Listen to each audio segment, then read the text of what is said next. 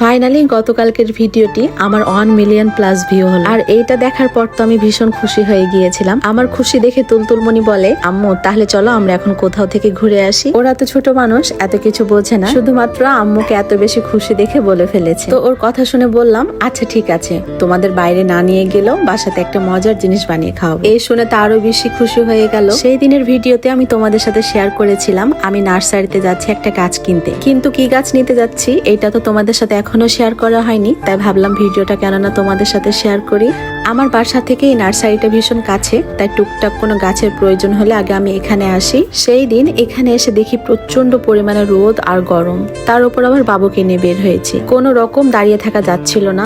এখানে এসেছি মূলত একটা স্নেক প্ল্যান্টের জন্য। এই ভ্যারাইটি স্নেক প্ল্যান্টটা আমার কাছে ছিল না। এসে দেখি 3 থেকে 4টা গাছ আছে, তার উপরে খুব একটা ভালো না, মোটামুটি একটা আমার কাছে ভালো লেগেছে, তাই এটাকে নিয়ে চলে যাচ্ছি। আসার পথে তুলতুল গুনগুনকে স্কুল থেকে রিসিভ করে আমি বাসায় চলে আসি। রোজ স্কুল থেকে ফিরে ফ্রেশ হয়ে তারপর ওরা ওদের নিজেদের মতো করে একটু সময় কাটায়, আমিও ওদের সাথে বেশ কিছুক্ষণ বসে সময় কাটানোর পর আমি আমার রান্নার কাজে লেগে পড়ি।